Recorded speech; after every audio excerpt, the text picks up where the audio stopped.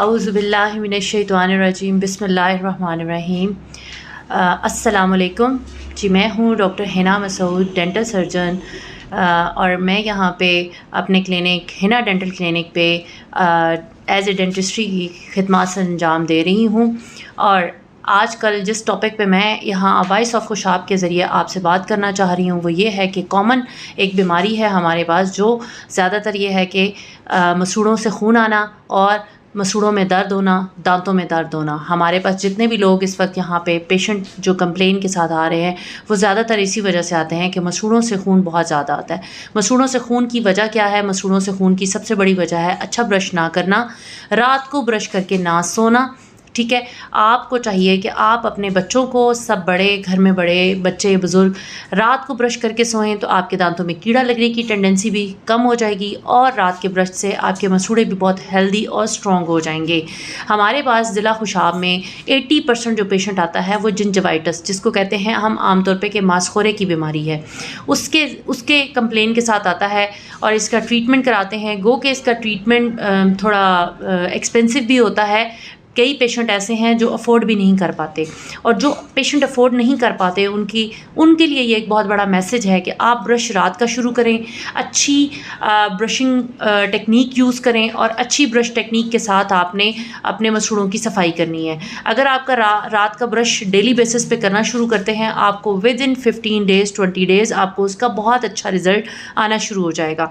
दूसरे नंबर पे हमारे यहाँ सबसे बड़ा एक कॉमन कंप्लेन है, वो है बच्चों के मौजूदा दांत, दूध के दांत होने के बावजूद उसके साथ एक परमानेंट दांत निकलना शुरू हो जाता है। ये ऐसा होता है, ये ग्रोइंग एज में होता है, जब बच्चे की उम्र होती है 7 साल। 6 से 7 साल की एज में बच्चे का दूध का दांत मौजूद होता है और उसके साथ पक्का दांत आना शुरू हो जाता है।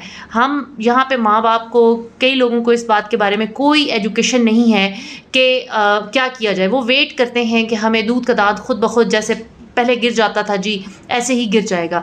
ऐसा नहीं होता अब। इसकी सबसे बड़ी वजह हमारी यहाँ की डाइट है, हमारा रूटीन लाइफ है।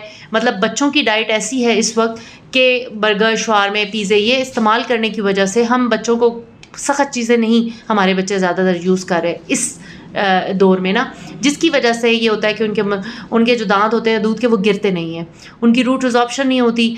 आपको चाहिए कि अगर बच्चे का कोई भी दांत दूध का खड़ा है और पक्का आना शुरू हो गया, फ़ौरन किसी डेंटिस्ट को विज़िट करें और जो दूध का दांत है उसको फ़ौरन निकलवा दें। पक्के दांत को जब जगह मिल जाएगी, दूध का दांत निकल जाएगा, तो फिर वो उस जगह पे खुद ब खुद अरप्शन उसकी स्टार्ट हो जाएगी।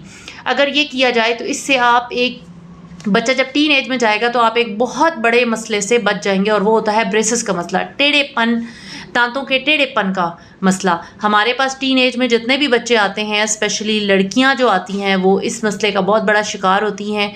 उसमें ये होता है कि वो फिर एस्थेटिक ब्यूटी में आ जाता है। बच्चियां कहती हैं कि जी हम कॉलेज लाइफ में इन चीज़ों में हम ज़रा मतलब सेल्फ़ कॉन्फिडेंस हमारा नहीं है कि हमारे दांत टेढ़े हैं।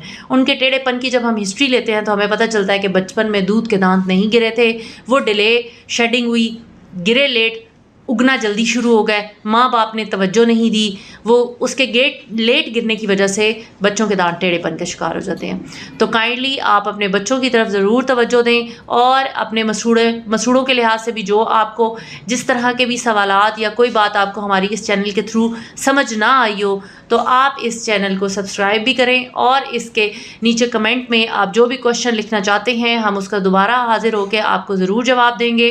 और आपको हमारे इस चैनल को सब्सक्राइब करने का और इसको सुनने का बहुत बहुत शुक्रिया। Thank you.